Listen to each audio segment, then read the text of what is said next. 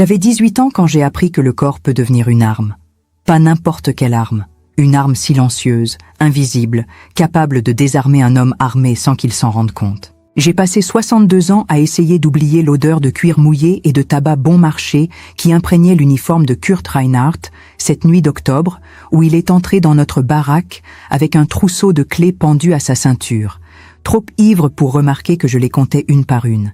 7 clés, 7 portes, 7 chances de survie. Il croyait que ma jeunesse était synonyme de faiblesse, que mon sourire timide signifiait soumission, que mes 18 ans faisaient de moi une proie facile. Il ne savait pas que j'observais chacun de ses gestes avec la précision glaciale de quelqu'un qui comprend qu'une seule erreur signifie la mort. Ma sœur Isoria, 3 ans mon aînée, avait compris bien avant moi que la séduction n'est pas une question de désir, mais de stratégie pure. Cette nuit-là, pendant qu'il riait en posant sa main lourde sur mon épaule avec l'assurance stupide de celui qui se croit tout-puissant, je savais déjà exactement combien de secondes il me faudrait pour détacher ses clés de sa ceinture sans qu'il ne remarque rien. 23 secondes. C'est le temps qu'il faut pour changer le destin de 35 femmes, 35 prisonnières qui ont couru vers la liberté cette nuit-là pendant que 2 soldats allemands dormaient, inconscients, persuadés jusqu'au bout que 2 jeunes sœurs françaises n'étaient que des corps fragiles, incapables de résistance. Ils ne nous ont jamais vus venir. Ils n'ont jamais compris que nous planifions leur chute depuis des semaines, que chaque sourire était calculé, que chaque regard contenait une intention mortelle, que chaque conversation n'était qu'un compte à rebours vers leur propre destruction. Je m'appelle Maëlys Arvancourt. Je suis née en avril 1925 dans un village si petit qu'il n'apparaît sur aucune carte militaire, Belleval-des-Cendres. Niché dans les collines du nord-est de la France, en Lorraine, à exactement 15 km de la frontière belge. Un village de pierres grises et de toits d'ardoise où rien ne se passait jamais, où les saisons se succédaient dans une monotonie rassurante, où chaque famille connaissait l'histoire de toutes les autres depuis 3 générations. Je suis la cadette de 2 sœurs. Isoria, née en 1922, portait en elle une force que je n'ai comprise que bien trop tard, quand il était déjà impossible de revenir en arrière. Elle possédait cette capacité rare de prendre des décisions impossibles sans trembler, de calculer les risques pendant que moi je restais paralysée par la peur, de transformer n'importe quelle situation en opportunité de survie. Nous vivions dans une maison modeste de pierre calcaire avec notre mère veuve, Jeanne Arvancourt, qui gagnait notre pain en cousant pour les familles aisées des villages voisins et en cultivant un potager minuscule mais méticuleux, coincé entre des murs de pierre sèche couverts de mousse. Mon père, Auguste Arvancourt, mécanicien de bicyclette et petit réparateur, est mort en juin 1940, écrasé par un convoi militaire allemand qui traversait le village à pleine vitesse sans s'arrêter, sans ralentir, sans même remarquer qu'il venait de tuer un homme. Personne n'a présenté d'excuses. Personne n'a enregistré sa mort. Il a simplement disparu des registres, comme s'il n'avait jamais existé. C'est ce jour-là que j'ai compris pour la première fois que les vies ordinaires ne comptent pas en temps de guerre, que vous pouvez être effacé du monde sans laisser la moindre trace, que le silence est le langage préféré des occupants parce qu'il efface tout, même la mémoire des morts. Notre village comptait 240 âmes avant que la guerre n'éclate. En septembre 1943, il n'en restait plus que 160. Les autres avaient fui vers le sud, étaient morts de maladie ou de faim, ou avaient été emmenés par les Allemands pour des raisons que personne n'osait questionner. Les rues étroites pavées de pierres irrégulières serpentaient entre des maisons centenaires aux fenêtres minuscules et aux portes de bois épais qui grinçaient à chaque coup de vent. Une église du XVIIe siècle dominait la place centrale, sa tour de pierre fissurée par le temps, abritant une cloche qui ne sonnait plus depuis l'occupation. La boulangerie n'ouvrait que 3 fois par semaine, les mardis, jeudis et samedis, parce que la farine était rationnée et contrôlée. Sur la place principale, les Allemands avaient installé un poste de contrôle permanent, dès juillet 1940. Une guérite en bois entourée de sacs de sable, occupée jour et nuit par 2 soldats de la Wehrmacht qui vérifiaient les papiers d'identité, fouillaient les paniers des femmes revenant du marché, interrogeaient quiconque leur semblait suspect ou simplement trop pressé. Nous avions appris à marcher lentement, la tête baissée, les yeux rivés au sol, à ne répondre que lorsqu'on nous interrogeait, à ne jamais, jamais croiser directement le regard d'un soldat allemand. L'invisibilité était devenue notre seule protection. Disparaître dans la masse, ne rien faire qui attire l'attention, éviter tout ce qui pourrait vous distinguer des autres. Mais en septembre 1943, être invisible n'a plus suffi. Dans la nuit du 22 septembre, un train de transport militaire a déraillé à exactement 3 km au sud du village, sur la ligne ferroviaire qui reliait Nancy à Luxembourg. Une explosion massive avait détruit 40 mètres de voies ferrées pendant la nuit. Un acte de sabotage orchestré par la résistance locale. 6 soldats allemands sont morts sur le coup, 12 autres ont été grièvement blessés et des tonnes de matériel militaire sont parties en fumée. La réaction allemande a été immédiate et brutale. À 4 heures du matin, des camions militaires sont entrés dans Belleval-des-Cendres, tous phares éteints, fantômes mécaniques glissant dans l'obscurité. Ils ont cerné des quartiers entiers, bloqué toutes les issues et ont commencé à enfoncer les portes une par une. Ils cherchaient des résistants, des armes cachées, des postes de radio clandestins, des preuves de trahison. Ils n'ont rien trouvé de tout cela dans notre maison. Ils ont trouvé 2 jeunes sœurs vivant seules avec leur mère veuve, sans protection masculine, sans défense possible. L'officier responsable de l'opération s'appelait Hauptmann Dietrich Keller, un homme d'une 40aine d'années au visage étroit et aux yeux d'un bleu glacial totalement dénué d'expression, comme si rien de ce qu'il voyait ne le touchait vraiment. Il est entré dans notre salon à 5h30 précise, suivi de 2 soldats armés de fusils Mauser. Il n'a pas dit un mot.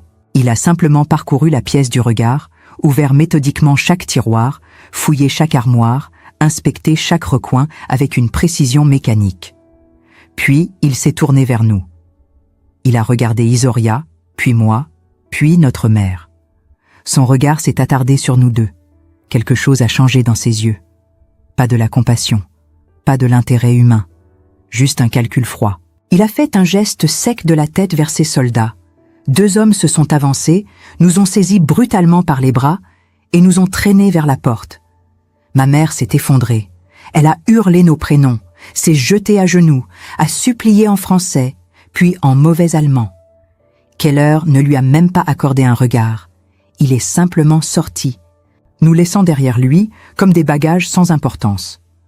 On nous a poussés à l'arrière d'un camion militaire couvert d'une bâche épaisse qui sentait le diesel brûlé et la sueur rance. À l'intérieur se trouvaient déjà d'autres femmes du village. Simone Brossard, 16 ans à peine, au visage d'enfant marqué par la terreur. Marguerite Lenoir, 23 ans, veuve depuis 1 an, mère d'un petit garçon de 4 ans qu'elle avait dû laisser seul sur le pas de la porte. Clotilde Méret, 41 ans, ancienne institutrice à la retraite, qui regardait droit devant elle sans rien dire, les lèvres serrées comme si elle retenait un cri. Aucune de nous ne savait où on nous emmenait. Aucune de nous n'avait commis le moindre crime. Mais cela n'avait aucune importance. Nous étions des femmes disponibles dans une zone occupée. Et à ce moment précis de l'histoire, dans cette région de France contrôlée par l'armée allemande, cela constituait un crime suffisant pour justifier notre disparition. Si vous écoutez cette histoire aujourd'hui, depuis votre maison, votre ville, votre pays, je ne vous demande qu'une seule chose. Ne jugez pas ce que nous avons fait avant de comprendre le prix que nous avons payé pour chaque décision, pour chaque geste, pour chaque seconde volée à la mort. Laissez un commentaire. Dites-nous d'où vous nous regardez. Parce que des histoires comme celle-ci ne doivent jamais être oubliées. Elles doivent être transmises, répétées, gravées dans la mémoire collective. Parce que peut-être, au fond de vous, vous avez besoin de savoir jusqu'où une personne ordinaire peut aller quand il ne reste absolument plus aucune autre option que de se battre ou de disparaître. Le trajet dura 6 heures. 6 heures entassées dans l'obscurité, le corps secoué par les cahots de la route, les mains agrippées aux planches rugueuses pour ne pas tomber. Personne ne parlait. On entendait seulement les sanglots étouffés de Simone et le grondement du moteur. Isoria restait immobile à côté de moi, le dos droit, les yeux fixés sur un point invisible devant elle. Je connaissais ce regard. C'était celui qu'elle avait eu le jour où notre père était mort. Une fixité dure, glacée, qui signifiait qu'elle refusait de se briser. Moi, je tremblais. pas de froid, de rage, de peur, d'incompréhension. Je ne comprenais pas pourquoi nous, pourquoi maintenant, pourquoi cette violence absurde qui nous arrachait à tout sans raison. Mais Issoria, elle, semblait déjà avoir compris quelque chose que je mettrais des semaines à accepter, que la logique n'existait plus, que nous étions entrés dans un monde où seul comptèrent la force, l'opportunité et la survie. Le camion s'arrêta enfin au milieu d'une forêt de pins. On nous fit descendre brutalement, sans explication. Devant nous s'étendait un camp entouré de barbelés, composé de baraques en bois aux toits goudronnés, alignées en rangées strictes. Des projecteurs montés sur des pylônes éclairaient le périmètre d'une lumière crue, blanche, qui effaçait les ombres et donnait à l'endroit un aspect irréel, presque chirurgical. Il n'y avait pas de panneau, pas de nom, pas d'indication, rien qui permette de situer cet endroit sur une carte. Plus tard, j'ai su que les Allemands l'appelaient simplement Nebenlager Ost 7, un camp annexe rattaché à un réseau plus vaste de centres de détention installés dans les zones rurales occupées. Officiellement, il n'existait pas. Aucun registre, aucun rapport. Juste un trou noir administratif où disparaissaient des femmes dont personne ne réclamerait jamais le retour. On nous conduisit vers une baraque centrale où un sous-officier de la Wehrmacht, un homme trapu au visage rougeau, nous fit aligner contre un mur. Il parlait un français approximatif, haché, mélangé à des mots allemands qu'il n'essayait même pas de traduire. Il expliqua que nous étions là pour soutenir le moral des troupes, que notre présence était nécessaire au bon fonctionnement du poste avancé, que si nous obéissions, nous serions traités correctement, que si nous résistions, nous serions punis. Il ne précisa pas ce que signifiait soutenir le moral. Il n'en avait pas besoin. Toutes les femmes dans cette pièce comprirent instantanément. Simone se mit à pleurer. Marguerite serra les poings jusqu'à ce que ses ongles s'enfoncent dans ses paumes. Clotilde ferma les yeux et murmura une prière. Issoria ne bougea pas. Elle fixait l'officier avec une intensité troublante, comme si elle l'étudiait, comme si elle mémorisait chaque détail de son visage, chaque inflexion de sa voix. Je ne savais pas encore ce qu'elle préparait, mais je sentais qu'elle ne subissait pas. Elle observait, calculait, attendait. On nous sépara ensuite en groupes. Les plus âgés furent envoyés dans les baraques de travail où elles devaient laver le linge, préparer les repas, nettoyer les latrines. Les plus jeunes, dont Issoria et moi, furent conduites vers une baraque isolée à l'écart des autres, entourée d'une clôture supplémentaire et gardée en permanence par 2 soldats armés. L'intérieur était spartiate. Des lits de camp alignés contre les murs, une table en bois brut au centre, un poêle à charbon dans un coin. Pas de fenêtres, seulement des lucarnes étroites près du plafond qui laissaient passer une lumière grise et froide. On nous donna chacune une couverture rêche et une gamelle en fer, rien d'autre. Pas de vêtements de rechange, pas d'eau pour se laver, pas d'intimité. Nous étions 6 dans cette baraque, 6 jeunes femmes entre 16 et 23 ans, arrachées à des villages différents, toutes là pour la même raison. Les premiers jours furent un brouillard de survie primitive. On nous nourrissait une fois par jour, une soupe claire avec quelques morceaux de légumes pourris et un quignon de pain noir dur comme de la pierre. L'eau était rationnée. Les latrines se trouvaient à 50 mètres, des fosses creusées dans le sol avec des planches posées en travers, sans aucune protection contre le froid ou les regards. La nuit, on entendait les cris venant des autres baraques, les ordres hurlés en allemand, les bruits de bottes sur la terre battue. Personne ne dormait vraiment. On restait allongé dans le noir, tendu, attendant que quelque chose se passe, et quelque chose finissait toujours par se passer. Le 5e soir, 2 soldats entrèrent dans notre baraque. Ils étaient jeunes, la vingtaine, l'un blond aux yeux bleus, l'autre brun avec une cicatrice sur la joue. Ils regardèrent les 6 femmes présentes, puis désignèrent Issoria et une autre fille. Hélène, 19 ans, cheveux roux, originaire d'un village près de Metz. Ils les firent sortir. Issoria ne résista pas. Elle se leva calmement, enfila ses chaussures et suivit les soldats dehors. Elle ne me regarda pas, ne dit rien, simplement sortit. Hélène, elle, tremblait tellement qu'elle pouvait à peine marcher. Les soldats la traînèrent presque. La porte se referma. Nous restâmes assises dans le silence, incapables de bouger, incapables de parler. 2 heures plus tard, elles revinrent. Hélène s'effondra sur son lit et pleura jusqu'à l'aube. Issoria s'assit calmement, retira ses chaussures, s'allongea et ferma les yeux. Elle ne dit jamais ce qui s'était passé. Et je ne posai jamais la question. Mais à partir de cette nuit-là, je compris que ma sœur avait pris une décision. Elle avait choisi de ne pas se laisser détruire. Elle avait choisi de rester lucide. Et surtout, elle avait choisi d'observer. Pendant les semaines suivantes, je la vis noter mentalement chaque détail du camp. Les horaires de relève des gardes, les moments où l'activité diminuait, les failles dans la surveillance. Elle repérait les soldats qui buvaient trop, ceux qui se vantaient, ceux qui devenaient négligents. Elle apprenait leurs noms, leurs grades, leurs habitudes. Elle construisait une carte invisible de ce lieu, cherchant une sortie qui n'existait pas encore, mais qu'elle était déterminée à créer.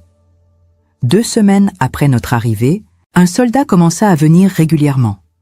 Il s'appelait Kurt Reinhardt. 32 ans, originaire de Munich, caporal-chef affecté à la logistique du camp. Il n'était pas brutal comme certains autres. Il apportait parfois du pain supplémentaire, du fromage, une fois même une pomme. Il parlait français avec un accent lourd mais compréhensible. Il racontait des histoires sur sa famille, sa vie avant la guerre, sa femme et ses 2 enfants restés en Bavière. Il disait qu'il n'aimait pas ce qu'il devait faire ici, qu'il voulait juste rentrer chez lui, qu'il n'était pas comme les autres. C'était un mensonge, bien sûr, mais c'était un mensonge utile, parce qu'en essayant de nous convaincre qu'il était différent, il se rendait vulnérable, et Issoria le vit immédiatement. Elle commença à lui sourire. Pas de manière provocante, pas de manière évidente, juste assez pour qu'il remarque, assez pour qu'il se sente spécial. Elle acceptait la nourriture qu'il apportait avec gratitude. Elle posait des questions sur sa famille. Elle écoutait ses histoires avec attention, et lentement, imperceptiblement, elle tissa autour de lui une illusion de confiance. Kurt se mit à venir plus souvent, à rester plus longtemps, à baisser sa garde. Il laissait son arme appuyée contre le mur pendant qu'il parlait. Il oubliait de vérifier les serrures. Il riait trop fort, buvait trop de schnapps, et finissait par s'assoupir sur une chaise pendant que nous faisions semblant de dormir. Un autre soldat se joignit bientôt à lui. Elias Vogel, 26 ans, fantassin originaire de Hambourg, visage maigre, nerveux, toujours sur le qui-vive.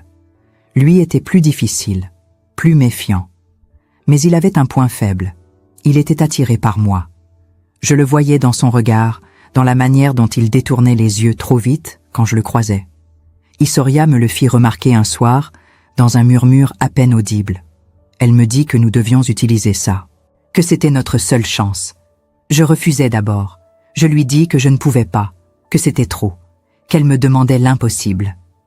Elle me regarda alors avec une froideur que je ne lui connaissais pas et me dit simplement « Tu préfères mourir ici proprement ou vivre en ayant fait ce qu'il fallait ?» Je compris ce soir-là que Issoria n'était plus vraiment ma sœur, ou plutôt qu'elle était devenue quelque chose de plus grand et de plus terrible qu'une simple sœur. Elle était devenue une survivante absolue, une femme capable de tout sacrifier, même sa propre humanité, pour arracher une victoire au chaos. Et elle attendait de moi que je fasse de même. Alors je le fis. Je commençai à sourire à Elias Vogel, à accepter ses cigarettes, à écouter ses histoires, à le laisser croire qu'il comptait pour moi.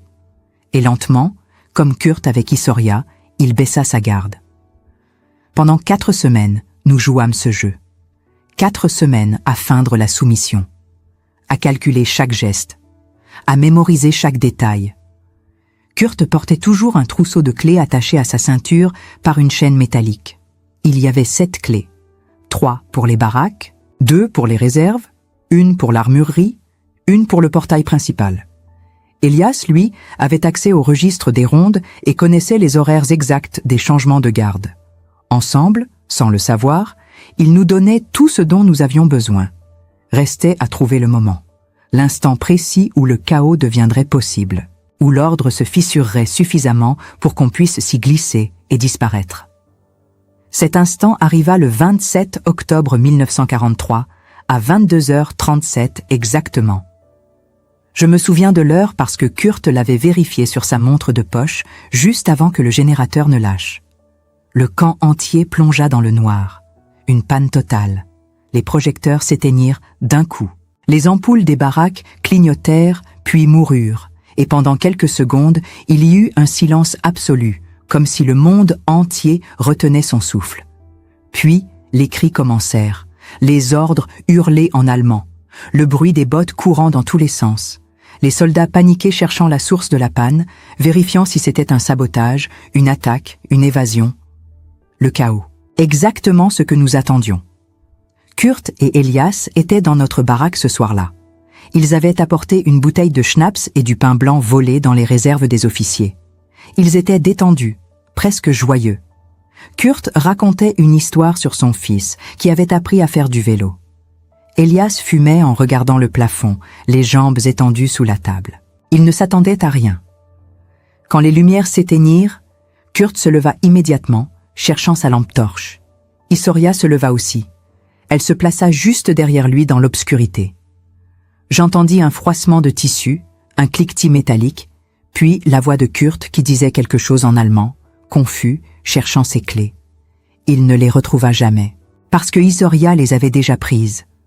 En 3 secondes, dans le noir complet, elle avait détaché la chaîne, glissé le trousseau dans sa poche et reculé silencieusement.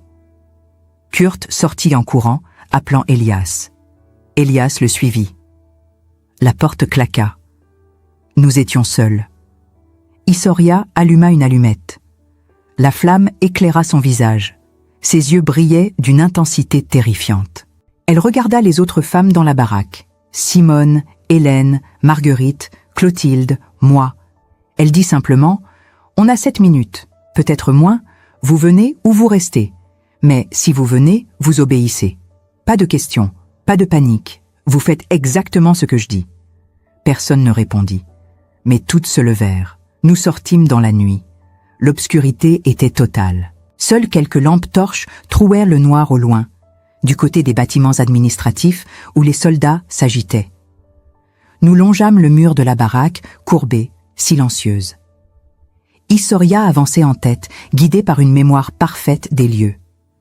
Elle connaissait chaque mètre de ce camp, chaque obstacle, chaque angle mort. Nous atteignîmes la baraque voisine. Issoria inséra une clé dans la serrure. Tourna.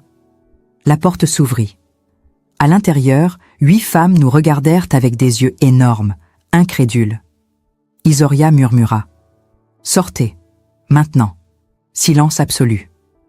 Elles sortirent. Nous fîmes de même avec la baraque suivante, puis la suivante.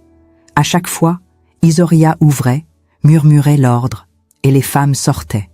Certaines hésitaient, certaines avaient peur, mais la plupart comprenaient instantanément qu'elles n'auraient jamais d'autre chance. En moins de 5 minutes, nous avions libéré 35 femmes. 35 silhouettes fantomatiques alignées dans le noir, tremblantes, attendant l'ordre de courir. Issoria les regarda toutes. Elle dit « La clôture est à 100 mètres au nord. Il y a un endroit où les fils sont moins tendus. Vous passez là. Vous courez vers la forêt. Vous ne vous arrêtez pas. Vous ne vous retournez pas. Vous disparaissez. » Elle tendit le bras vers l'obscurité. « Partez, maintenant. » Elles partirent. Comme une vague silencieuse, elles disparurent dans la nuit. Certaines couraient, d'autres marchaient vite, d'autres rampaient, mais toutes allèrent dans la même direction, vers la liberté, vers l'incertain, vers tout sauf cet enfer. Issoria les regarda partir sans bouger. Je restai à côté d'elle. Je lui demandai pourquoi elle ne courait pas aussi. Elle me regarda et dit simplement « Parce qu'il faut quelqu'un pour fermer les portes. Pour faire croire qu'elles sont toujours là, pour gagner du temps. » Elle me poussa vers les autres. « Toi, tu pars. » Je refusai. Elle insista. Je refusai encore. Alors elle me gifla, fort, et dit « Je ne te demande pas, Maëlys. Je t'ordonne, pars. » Mais je ne partis pas. Les projecteurs se rallumèrent 4 minutes plus tard. La lumière blanche explosa dans nos yeux. Les sirènes hurlèrent. Les soldats comprirent immédiatement. Ils se précipitèrent vers les baraques, trouvèrent les portes ouvertes, les lits vides.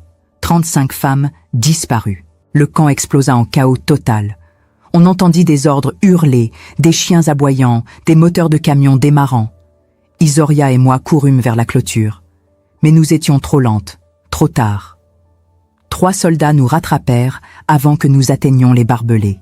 Ils nous jetèrent au sol, nous frappèrent. Nous traînèrent jusqu'au centre du camp où l'officier commandant, le Hauptmann Keller, nous attendait, le visage blanc de rage. Il ne posa aucune question, il savait déjà. Kurt et Elias furent traînés devant lui, menottes au poignet. Kurt cherchait encore ses clés. Son visage était défait, gris, terrorisé. Il comprenait enfin ce qui s'était passé. Que pendant des semaines, nous l'avions manipulé. Que chaque sourire était un mensonge. Que sa gentillesse n'avait été qu'une faiblesse exploitée. Keller le regarda avec un mépris glacé. Il dit quelque chose en allemand. Kurt baissa la tête. Elias, lui, me fixa. Ses yeux étaient remplis d'une haine si pure qu'elle me glaça. Il cracha par terre. Puis ils furent emmenés. Je ne les ai jamais revus. Mais j'ai su plus tard qu'ils avaient été exécutés le lendemain matin, fusillés pour négligence grave ayant causé la perte de prisonnières, 2 vies échangées contre 35. C'était le calcul de Isoria depuis le début. Nous, on ne nous exécuta pas.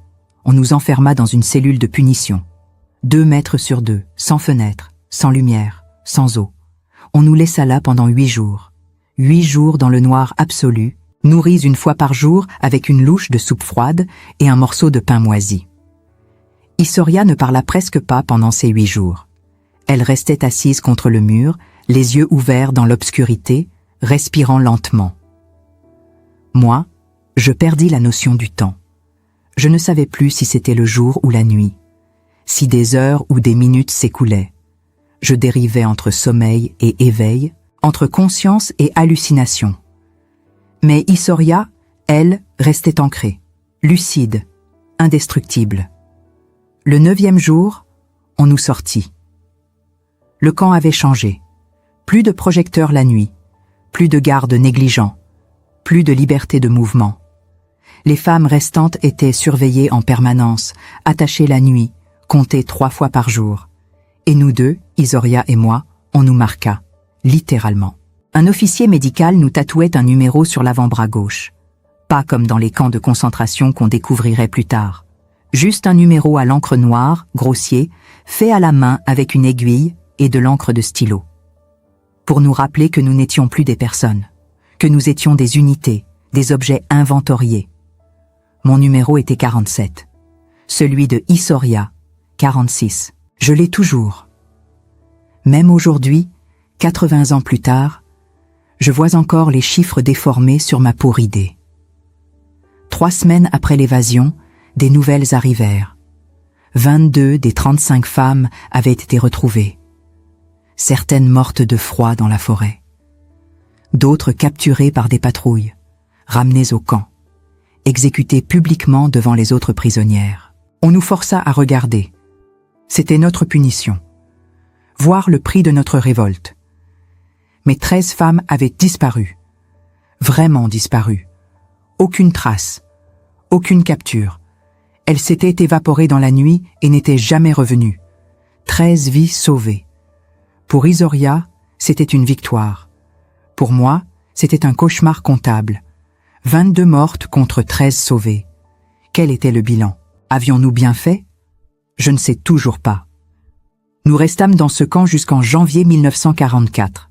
3 mois de survie mécanique, vide, automatique. Nous n'étions plus vraiment vivantes. Juste des corps qui fonctionnaient, qui mangeaient quand on leur donnait à manger, qui dormaient quand c'était permis, qui obéissaient pour éviter les coups. Isoria devint silencieuse. Elle ne parlait presque plus. Même à moi. Ses yeux avaient perdu cette intensité brûlante qui l'habitait avant. Elle regardait dans le vide pendant des heures, assise sur son lit, les mains posées à plat sur ses genoux. Parfois, je lui demandais si elle regrettait. Elle ne répondait jamais. Je crois qu'elle ne savait pas elle-même. En janvier, l'offensive soviétique à l'Est poussa l'armée allemande à réorganiser ses ressources. Le camp fut démantelé. Les femmes restantes furent dispersées, certaines envoyées dans des usines d'armement, d'autres dans des camps plus grands. Issoria et moi fûmes transférés à Ravensbrück, le camp de concentration pour femmes au nord de Berlin. Là-bas, nous n'étions plus des prisonnières politiques ni des otages civils. Nous étions juste des numéros dans une machine de mort industrielle. Nous travaillions 12 heures par jour dans une usine textile, cousant des uniformes pour la Wehrmacht. Nous dormions sur des planches superposées à 3 niveaux, serrées comme du bétail. Nous mangions une soupe claire et un bout de pain. Nous mourions lentement. Mais nous ne mourions pas assez vite. Issoria tint bon jusqu'en avril. Puis elle tomba malade, une infection pulmonaire. Elle toussait du sang. Elle brûlait de fièvre. Je la suppliais d'aller à l'infirmerie. Elle refusa. Elle savait ce qui arrivait aux malades à Ravensbrück. Ils n'en revenaient jamais.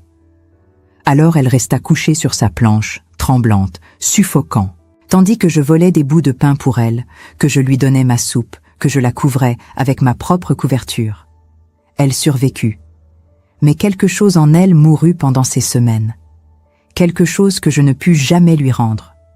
Le camp fut libéré par l'armée rouge le 30 avril 1945. Les soldats soviétiques entrèrent et trouvèrent des squelettes vivants. Nous pesions moins de 40 kilos. Nous ne pouvions plus marcher seuls. Nous ne parlions plus. Issoria et moi fûmes transportés dans un hôpital de campagne à Berlin. On nous donna du pain, de la soupe, des médicaments. On nous lava. On nous habilla. On essaya de nous rendre humaines à nouveau. Mais c'était trop tard. Nous étions déjà mortes à l'intérieur. Nous rentrâmes en France en juillet 1945. Notre mère était morte pendant l'hiver 1944. La maison avait été pillée. Le village était vide. Personne ne nous reconnut. Personne ne nous demanda où nous étions. Personne ne voulait savoir. La guerre était finie. Les gens voulaient oublier, reconstruire, tourner la page. Nous n'avions pas de place dans ce nouveau monde. Nous étions les fantômes d'un temps qu'on voulait effacer. Issoria vécut encore 18 ans. Elle se maria, eut 2 enfants, travailla comme couturière dans une petite ville près de Lyon. Elle ne parla jamais de la guerre, jamais du camp, jamais de ce que nous avions fait. Elle souriait quand il fallait. Elle élevait ses enfants. Elle préparait les repas. Elle vivait. Mais elle n'était pas là. Pas vraiment. Elle était restée dans cette baraque sombre en octobre 1943, tenant un trousseau de clés volées, regardant 35 femmes disparaître dans la nuit. Elle mourut en 1963 d'un cancer du poumon. Elle avait 41 ans. À son enterrement, ses enfants pleurèrent. Son mari pleura. Moi, je restais debout devant sa tombe, sèche, vide, et je me demandais si elle avait enfin trouvé la paix. Moi, je vécus plus longtemps. Je ne me mariai jamais. Je n'eus pas d'enfants. Je travaillais comme bibliothécaire dans une ville que personne ne connaît, Rochebrune-sur-Lys, un endroit tranquille où les gens me laissaient tranquille. Je lisais, je classais des livres, je répondais poliment aux questions. Et chaque nuit, je refaisais le même rêve. Je suis dans le noir. J'entends les sirènes. Je cours vers la clôture. Et je ne parviens jamais à l'atteindre. Pendant 62 ans, je gardais le silence. Puis, en 2005, un historien frappa à ma porte. Il faisait des recherches sur les camps annexes de la Wehrmacht en zone occupée. Il avait trouvé mon nom dans des archives allemandes récemment ouvertes. Il voulait savoir si j'acceptais de témoigner. Je refusais d'abord. Puis, je réfléchis. Je pensais à Issoria, à ce qu'elle avait sacrifié, à ces 13 femmes qui avaient survécu grâce à elle, à Kurt et Elias qui étaient morts parce que nous les avions manipulés, à toutes ces vies entremêlées, brisées, sauvées, perdues. Et je compris que le silence était une autre forme de mort. Alors j'acceptais. L'entrevue dura 3 jours. Je racontais tout, les détails, les noms, les dates, les visages, le poids des clés, l'odeur du schnapps, le bruit des sirènes, la texture de la nuit. L'historien enregistra tout. Il me remercia. Il dit que mon témoignage était important, qu'il serait archivé, qu'il servirait à l'histoire. Je hochai la tête, mais je savais que l'histoire n'avait que faire de nous, que nous n'étions que des notes en bas de page dans un récit beaucoup plus vaste, que personne ne se souviendrait vraiment de Issoria et Maëlys Arvancourt, 2 sœurs ordinaires qui avaient fait quelque chose d'extraordinaire dans un monde extraordinairement cruel. Je suis morte en 2012. J'avais 87 ans. Mon cœur s'est arrêté pendant mon sommeil, dans ma petite maison de Rochebrune-sur-Lys, un matin de novembre. On m'a trouvé le lendemain, couché paisiblement dans mon lit, les mains croisées sur la poitrine. Les voisins ont dit que c'était une belle mort. Douce, sans souffrance. Ils ne savaient pas que j'avais passé 87 ans à souffrir, que chaque jour était une bataille contre les souvenirs, que chaque nuit était un retour dans ce camp, que je n'avais jamais vraiment quitté cette baraque sombre où Issoria m'avait giflé et ordonné de partir. Mais avant de mourir, j'ai fait quelque chose.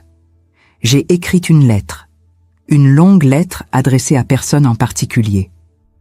Je l'ai laissée sur ma table de nuit, dans une enveloppe cachetée avec une instruction claire « à publier après ma mort ».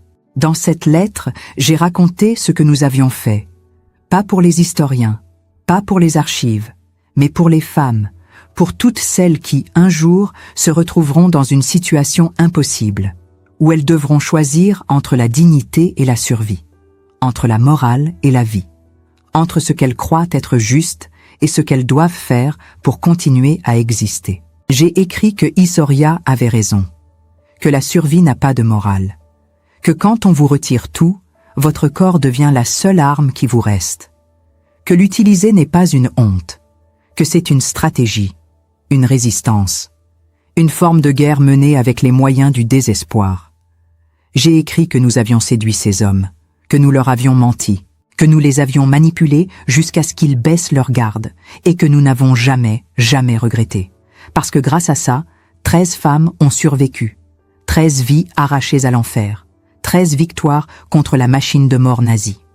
Mais j'ai aussi écrit la vérité que personne ne veut entendre, que ces 13 victoires ont coûté 22 morts, que Kurt et Elias, malgré tout, étaient des hommes, pas des monstres, juste des hommes pris dans un système monstrueux, qu'ils avaient des familles, des enfants, des rêves, et que nous les avons utilisés puis jetés sans hésitation, que leur mort fait partie du prix, et que je ne sais toujours pas, 80 ans plus tard, si ce prix était juste.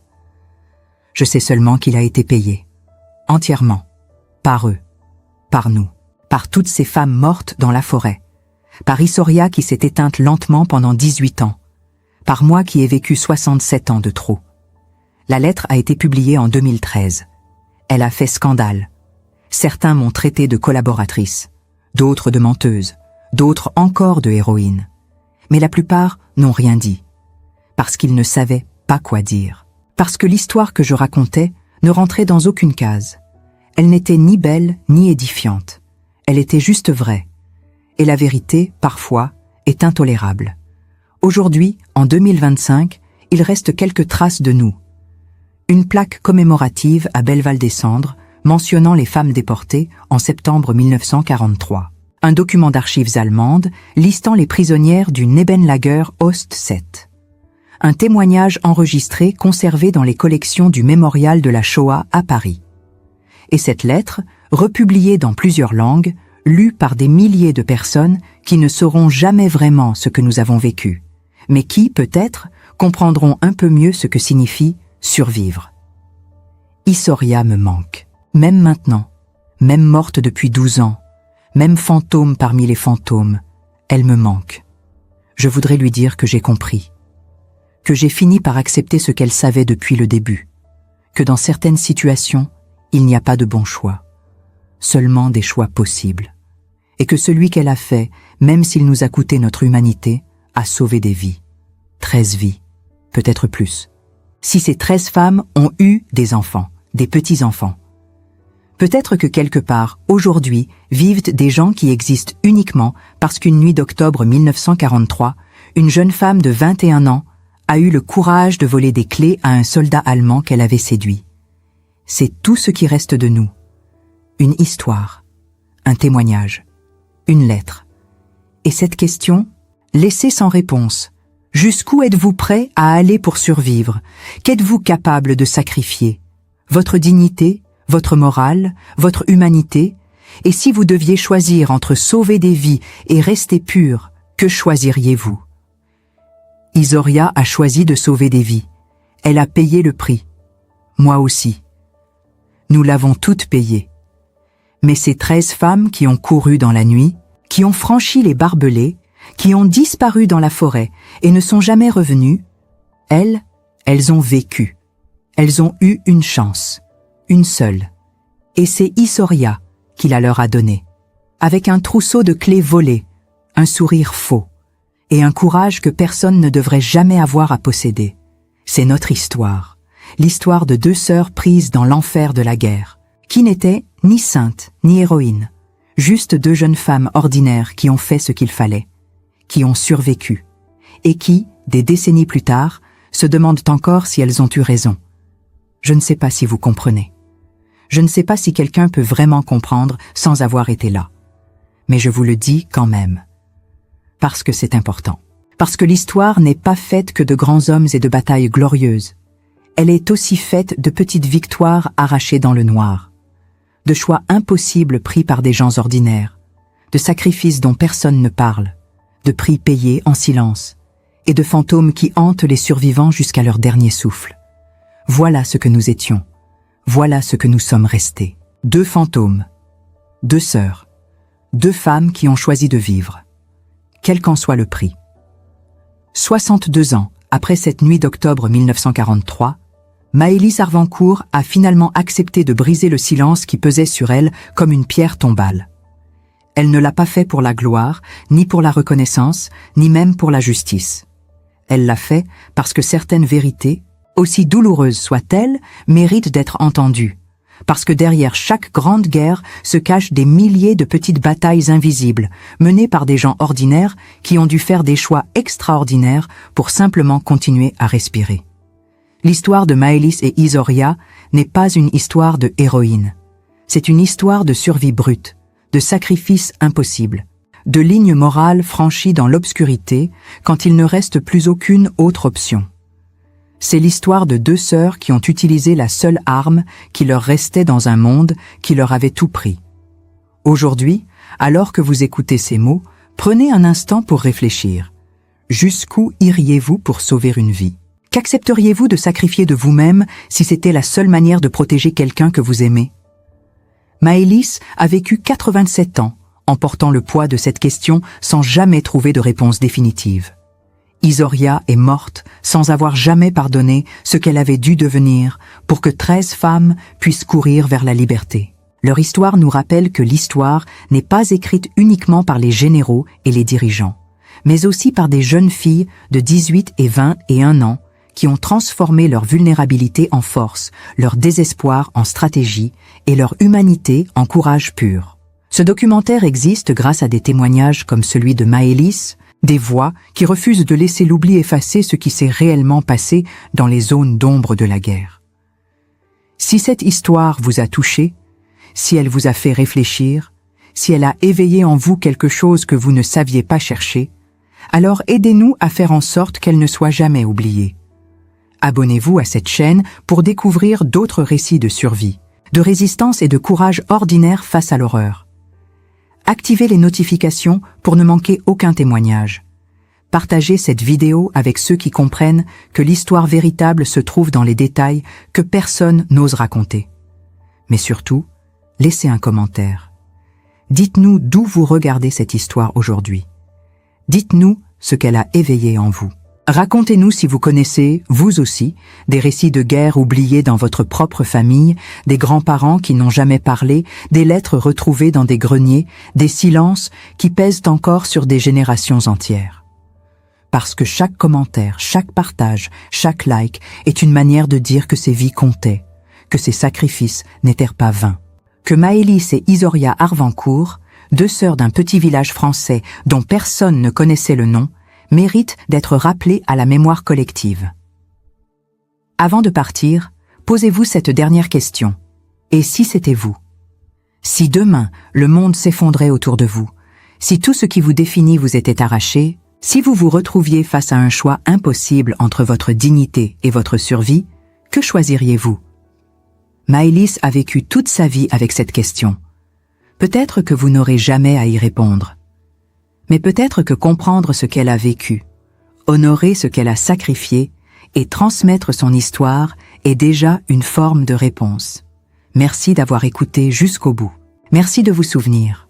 Et surtout, merci de faire en sorte que des histoires comme celle-ci continuent d'exister, quelque part entre le passé qui refuse de mourir et le futur qui a besoin de savoir.